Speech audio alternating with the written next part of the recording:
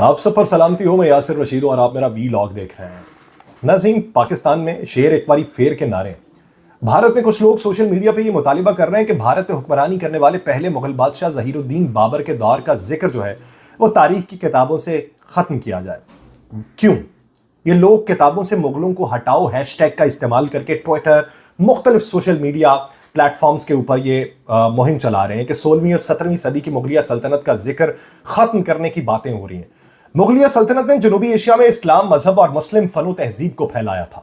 مغلوں کے دور کے طرز تعمیر، ادب و ثقافت اور کھانے آج بھی اس خطے کا عظیم ورثہ سمجھے جاتے ہیں، چاہے وہ ہندوستان میں ہو چاہے پاکستان میں ہو. لیکن یہ بھی بہت سارے لوگوں کی پرسپشن ہے. اس وقت کے تاریخ نام بھی یہ لکھتے ہیں کہ مغلوں نے مندر بھی توڑے تھے، ہندوؤں کا قتل بھی کیا تھا، انہیں اسلام قبول کرنے پہ مجبور بھی کیا تھا.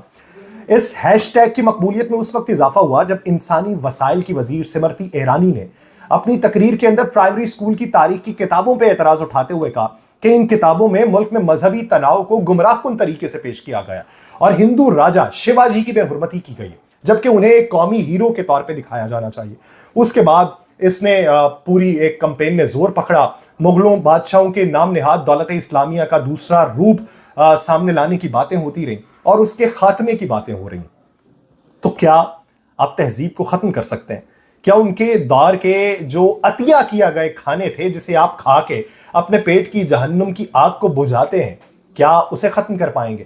کیا آپ لال قلعے اور تاج محل کا خاتمہ کر دیں گے؟ نہیں ہو سکتا. تہذیب سنبھالی جاتی ہے، ثقافت سنبھالی جاتی ہے. اس کے خاتمے کرنے والے اس وقت خود بھی ختم ہوتے ہیں، پھر یہ الگ بات ہے کہ آگے چل کے کون سی تہذیب چلتی ہے. اسی طریقے سے پاکستان میں یہ کہا جا رہا ہے کہ ماضی قریب کی جو حکومتیں تھیں ان حکومتوں نے پاکستان میں بیڑا غرق کیا. بہت حد تک ماننے کی باتیں ہیں، لیکن پاکستان تحریک انصاف کو لے کے جس طریقے سے بات یہ ہوتی رہی کہ ان کو کوئی امیدوار نہیں ملے گا، جس طریقے سے کاغذات نامزدگی جمع کروانے میں مشکلات کا سامنا رہا، جس طریقے سے سکروٹنی کے عمل میں مشکلات کا اس وقت سامنا ہو رہا ہے، اس ارے ضمن میں اگر یہ بات کر لی جائے کہ کاغذات نامزدگی جمع کروانے میں مشکل تھی تو 2400 کہاں سے آ گئے؟ تو اگر 2400 آئے تو یہ سوال پوچھ لیں کہ آپ لوگ تو یہ کہتے تھے کہ انہیں کوئی امیدوار نہیں ملے گا، تو پھر یہ 2400 کہاں سے آ گئے؟ مین ٹیئر لیڈرشپ کتنی ہے، سیکنڈ ٹیئر کتنی ہے، یہ ایک الگ معاملہ ہے. لیکن کسی کا تذکرہ نہیں آپ بھلا سکتے. جس طریقے سے نواز شریف کو نہیں ختم کر پائے اس طریقے سے کوئی اور بھی نہیں ہو سکتا. اجے صحاب کا لکھا ہوا ہے کہ پھول تھے، رنگ تھے، لمحوں کی صباحت ہم تھے، ایسے زندہ تھے کہ جینے کی علامت ہم تھے، سب خیرت مند بنے پھرتے ہیں ماشاء اللہ، بس تیرے شہر میں ایک صاحب وحشت ہم تھے، نام بخشا ہے تجھے کس کے وفور غم نے، گر کوئی تھا تو تیرے مجرم شہرت ہم تھے. موجودہ صورتحال کے اندر جہاں پہ سیکیورٹی کے مسائل اور بہت سے مسائل ہیں، army chief general Syed Asim Munir کی زیر صدارت ہونے والی کور کمانڈرز کانفرنس میں یہ فیصلہ ہوا ہے کہ پاک فوج جو ہے وہ عام انتخابات میں الیکشن کمیشن کو مطلوبہ اور ضروری تعاون فراہم کرے گی. پاک فوج کے شعبہ تعلقات عامہ کے مطابق army chief general Syed Asim Munir کی زیر صدارت 2 روزہ 261ویں کور کمانڈرز کانفرنس ہوئی. فارم نے یہ فیصلہ کیا ہے کہ پاک فوج عام انتخابات میں الیکشن کمیشن کو مطلوبہ اور ضروری تعاون فراہم کرے گی. ہر الیکشن کے اندر ایسا ہوتا ہے، پاک فوج فراہم کرتی ہے، الیکشن کمیشن کہتا ہے تو پاک فوج آتی ہے. ایک وہ وقت تھا کہ جب پاکستان مسلم لیگ نون کی طرف سے یہ کہا گیا کہ الیکشن میں پاک فوج کے جو اہلکار ہیں انہیں نہیں کھڑا کیا جانا چاہیے. پھر ایک وقت یہ بھی آیا کہ انہوں نے وہ مخالفت بند کر دی. اب پاک فوج اگر تعینات ہوتی ہے تو پولنگ کا عمل تو سارا آر اوز اور ڈی آر اوز کے ذمہ ہوتا ہے. 10 کا 20 تو ہو نہیں سکتا، 19 کا 20 ہو جاتا ہے، لیکن وہ آر اوز اور ڈی آر اوز کی وجہ سے ہوتا ہے. ایک عام سپاہی کیا رد و بدل کر لے گا؟ وہ رد و بدل نہیں کر سکتا. لیکن یہ دماغ سے کھیلنے کی گیم ہوتی ہے کہ کس وقت میں کیا خبر کو دینا. شاہ محمود قریشی صاحب کا تذکرہ اس میں یہاں پہ یہ ضروری ہے کہ وائس چیئرمین پاکستان تحریک انصاف شاہ محمود قریشی کے خلاف ڈیوٹی مجسٹریٹ سید جہانگیر علی نے 9 مئی جی ایچ کے حملہ کیس کی سماعت کی، جس سلسلے میں پی ٹی آئی رہنما کو ہتھ کڑیاں لگا کے عدالت میں پیش کیا گیا. سماعت کا جب آغاز تھا تو شاہ محمود قریشی نے ہتھ کڑیوں میں جکڑے ہاتھ بلند کر کے جج کو دکھایا اور کہا کہ مجھے سپریم کورٹ کے 3 ججز نے رہا کرنے کا حکم دیا ہے، لیکن اس کے باوجود مجھے 3 MPO کے تحت گرفتار کیا گیا. رات مجھے گرفتار کیا جاتا ہے، صبح آ کے کہا جاتا ہے کہ آپ کو رہا کر رہے ہیں. میں نے کہا کیا وجہ ہے؟ جس پہ کہا جاتا ہے کہ کیس میں حکم ہے. انہوں نے کہا مجھے ایک حکم نامے کے بعد گرفتار کیا جاتا ہے اور پھر آرڈر واپس لے لیا جاتا ہے. مجھے 26 دسمبر کو گرفتار کرنے کا حکم دیا، پھر ہاتھ سے تاریخ کاٹ کے 27 لکھ دی گئی. ابھی جیل کی حدود میں تھا کہ پنجاب پولیس گرفتار کرنے پہنچ گئی. میں 5 بار ممبر اسمبلی رہا. ایس ایچ او نے مجھے مکہ مارا، لات ماری. ایس ایچ او اشفاق نے مجھ پہ تشدد کیا. شاہ محمود نے عدالت کو یہ بھی بتایا کہ مجھے سینے میں تکلیف ہوئی تو گھنٹوں تک ایس پی سے میں درخواست کرتا رہا کہ اسپتال لے جاؤ، میں نے منتیں کی کہ مجھے سینے کے اندر تکلیف ہے، لیکن ڈاکٹر کے پاس نہ لے جایا گیا۔ ایک ڈاکٹر کو بلایا جس کے پاس محض بلڈ پریشر دیکھنے کی مشین تھی۔ آج انہوں نے یہ بھی انکشاف کیا ہے، انہوں نے کہا کہ آپ قرآن پاک منگوا لیں۔ میں یہ حلف دیتا ہوں کہ 9 مئی کو میں راولپنڈی پنجاب کے اندر نہیں تھا بلکہ کراچی کے اندر موجود تھا۔ میری بیوی آغا خان اسپتال میں تھی جس کے پاس میں موجود تھا۔ پیمرا سے آپ ریکارڈ منگوا لیں کہ میں کراچی کے اندر موجود تھا، وہاں کی ریکارڈنگز بھی موجود ہے۔ انہوں نے کہا مجھ سے بیان لینا چاہ، لیکن میں نے وکلا کے سامنے بیان دینے کا فیصلہ کیا۔ مجھے سخت ترین سردی کے اندر رکھا گیا، رات نیند تک نہ آتی رہی، مجھے جسمانی اور ذہنی طور پہ ٹارچر کیا گیا، مجھ پہ تشدد کیا گیا۔ میں نے پاکستان کی نمائندگی کی ہے اور ہر جگہ پاکستان کی صفائیاں دی ہیں، اب میرے ساتھ یہ سلوک کیا جا رہا ہے اور میں کئی ماہ سے جیل کے اندر ہوں۔ کیا یہ انصاف ہے کہ مجھ پر تشدد ہو؟ اوپر اللہ، نیچے آپ کا قلم ہے۔ شاہ محمود قریشی صاحب نے جج سے مکالمہ کیا کہ میں نے جو تقریر کی تھی اس میں کہا کہ قانون کو ہاتھ میں نہیں لینا، میں نے کہا کہ کسی کی دہلیز کو عبور نہیں کرنا، میں نے بیان کے اندر کہا کہ فیملیز کے ہمراہ پر ہم نے احتجاج کرنا ہے۔ انہوں نے کہا کہ ایک بہت ذمہ، یہ وہ انکشاف تھا جو ہولناک بھی ہے۔ انہوں نے کہا ایک بہت ذمہ دار آدمی نے مجھے کہا کہ چھانٹ کے دیکھا ہے آپ صاف ہیں۔ آپ کو اکیلے میں بتا سکتا ہوں کہ کس طاقتور ترین شخص نے کہا تھا کہ آپ کا 9 مئی میں کردار نہیں ہے۔ وہ کہتا ہے کہ وہ شخص اس پورے نظام کا کرتا دھرتا ہے جنہوں نے کہا کہ آپ 9 مئی میں ملوث نہیں ہے۔ میرا پورا بیان سامنے لایا جائے جو یہاں ہے۔ سماعت کے دوران شاہ محمود کے وکیل نے ان کی ہتھکڑیاں کھولنے کی درخواست کی، جس پر عدالت نے ہتھکڑیاں کھولنے کا حکم دے دیا۔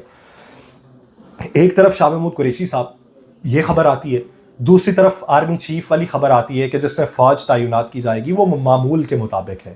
وہ اگر اس کو کوئی اور پروپیگنڈے کے طور پہ استعمال کرتا ہے، چاہے وہ پاکستان تحریک انصاف ہو، پاکستان مسلم لیگ نون ہو، تو قطعی طور پہ اسے پروپیگنڈے کے لیے استعمال نہیں کیا جا سکتا۔ وہ معمول کے مطابق جو پروسیجر ہوتا ہے اسی کے اوپر عمل درآمد ہو رہا ہے۔ لیکن کبھی کبھار خبروں کی ٹائمنگ جو ہوتی ہے وہ کسی دوسرے کے دماغ کے اندر کچھ نہ کچھ باتیں بھیج دیتی ہے۔ پاکستان تحریک انصاف کے امیدواروں کو اس وقت لیول پلینگ فیلڈ کی عدم دستیابی کی شکایات تھیں۔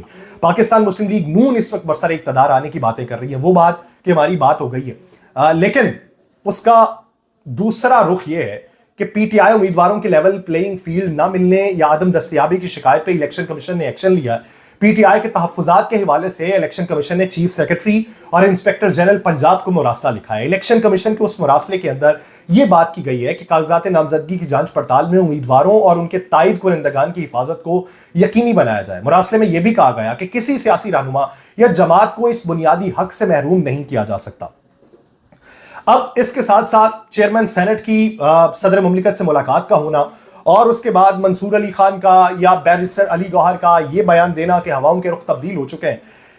یہ ہواؤں کے رخ جو تبدیل ہوئے ہیں اس میں یہ نہیں ہے کہ کسی کے ساتھ ساز باز ہو گئی ہے، کسی کے ساتھ معاملات طے ہو گئے ہیں۔ موجودہ منظرنامے کے اندر دوسری طرف سے بھی جو آوازیں بلند ہونا شروع ہوئی ہیں، جس طریقے سے مولانا فضل الرحمان صاحب نے آج آ کے جو اپنی پارٹی کا مقدمہ بھی لڑا ہے کہ ہم کو مشکلات ہیں، ہمارے بندے اگر مر گئے تو الیکشن کمیشن اس کا ذمہ دار ہوگا، سخت موسم میں اگر ووٹنگ نہ ہوئی تو ٹرن آؤٹ کی ذمہ داری کس کے اوپر ہوگی۔ اس کے ساتھ ساتھ وہ پاکستان تحریک انصاف کے بارے میں بات کر گئے کہ پاکستان تحریک انصاف سے لاکھ ہمیں تحفظات صحیح، لیکن ان کی باتوں کو تو سنا جانا چاہیے۔ مولانا ایک طرف یہ بات کر رہے ہیں کس کے بارے میں؟ پی ٹی آئی کے حق میں۔ پاکستان پیپلز پارٹی بات کر رہی ہے اور ماضی قریب میں بھی وہ کرتی رہی کہ انہوں نے کہا کہ لیول پلینگ فیلڈ سبھی کے لیے ہونی چاہیے، اگر کسی کو مشکلات ہیں تو آپ میدان کے اندر اترنے دیں اور عوام کو فیصلہ کرنے دیں۔ ایک حالیہ سروے آیا ماضی قریب کے اندر اور بہت سے سرویز آئے جس کے اندر بات یہ ہوئی کہ پاکستان تحریک انصاف کی مقبولیت ابھی بھی زیادہ ہے۔ اب پاکستان تحریک انصاف کو اگر مشکلات ہیں تو کیا ہیں؟ وہ ان مشکلات سے نکلے گی تو کس طریقے سے نکلے گی؟ سرویز جو ہوتے ہیں وہ حقائق کے اوپر میں اسے اس لیے مبنی نہیں سمجھتا کہ اس میں چند افراد کی رائے کو شامل کر لیا جائے، لیکن ایک ہی جگہ کے جب سینکڑوں سرویز آپ کے سامنے آنے لگے اور سینکڑوں سرویز میں مماثلت پائی جانے لگے، پھر کہیں نہ کہیں پہ جا کے آپ کو رائے قائم کرنا پڑ جاتی ہے۔ پنجاب کی صورتحال میں پاکستان مسلم لیگ نون ابھی بھی جسے اپنے بہت بڑا گڑھ سمجھتی ہے، 2400 کے قریب کاغذات نامزدگی جمع ہونے میں جہاں پاکستان تحریک انصاف کے بڑے بڑے رہنماؤں کے کاغذات نامزدگی مسترد ہو جائیں گے، آج آ کے بچیں گے کتنے فائنل کرنے ہیں؟ 700 سے زیادہ تقریباً فائنل کرنے ہیں، جس کے لیے بیرسٹر علی گوہر نے ایک اپیل دائر کی تھی کہ ہمیں ملاقات کی اجازت دی جائے، ہم نے اس معاملے کے اوپر بانی چیئرمین سے رائے لینی ہے۔ وہ جب ہو جائیں گے تو وہاں پہ آ کے پاکستان تحریک انصاف کے پاس آخری آپشن کیا ہوگا؟ آخری آپشن یہ ہوگا کہ وہ والا بیانیہ سچ ثابت کرنا ہے کہ کھمبے کو بھی کھڑا کر دیں تو ووٹ ملے گا۔ تو ابھی تک کا منظرنامہ تو یہی دکھائی دیتا ہے کہ نواز شریف صاحب جن کے کاغذات کے اوپر اعتراض لگے تھے لیکن منظور ہو گئے، پھر بھی اعتراض مسترد کر دیے گئے، وہ میدان میں ہے۔ نواز شریف صاحب جو پاکستان مسلم لیگ نون کی طرف سے وزیر اعظم کے امیدوار ہیں، نواز شریف صاحب جن کے بارے میں یہ کہا جاتا ہے کہ وہ پاکستان واپس جب تک نہیں آئے تھے تو ان کی مقبولیت بڑی ہوئی تھی، جب واپس آئے ہیں تو ان کی مقبولیت میں کمی واقع ہو گئی ہے، اور بقول ان کے رہنماؤں کے ان کی مقبولیت میں 3 گنا اضافہ ہوا ہے۔ وہ الیکشن کی دوڑ سے اس طریقے سے باہر ہوں گے کہ ان کی پہلی اور آخری منشا دوبارہ سے وزیر اعظم بننا ہے۔ تو آپ وزیر اعظم، آپ ایم این اے کی نشست جیت بھی گئے، وزیر اعظم کا منصب آپ کے لیے نہ ہوا تو آپ کی ساری محنت رائے گاں جانے والی ہے، کیونکہ پاکستان پیپلز پارٹی کا یہ ماننا ہے مخلوط حکومت بنے گی۔ پاکستان مسلم لیگ نون اگر زمینی حقائق کو دیکھ کے یہ سمجھتی ہوتی کہ ان کی تعداد اس وقت بہت ہے اور وہ سادہ اکثریت سے جیت کے برسر اقتدار آ جائیں گے، تو کبھی ایم کیو ایم کی جا کے منتیں نہ کرتی، کبھی آئی پی پی کے جا کے پاؤں نہ پکڑتی، کبھی چودھری شجاعت حسین صاحب کے ساتھ جا کے معاملات نہ طے کرنا پڑتے، کبھی جمعیت علماء اسلام فے کی طرف اپنا وفد نہ بھیجنا پڑتا، اگر انہیں یہ یقین ہوتا۔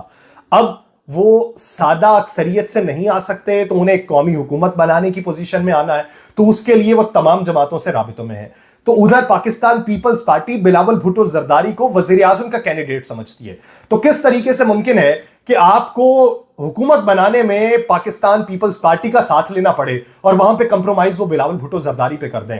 بلاول بھٹو زرداری نیچے نہیں آئیں گے، نواز شریف صاحب بیک فٹ پہ نہیں جائیں گے، پھر کوئی تیسرا شخص ہوگا۔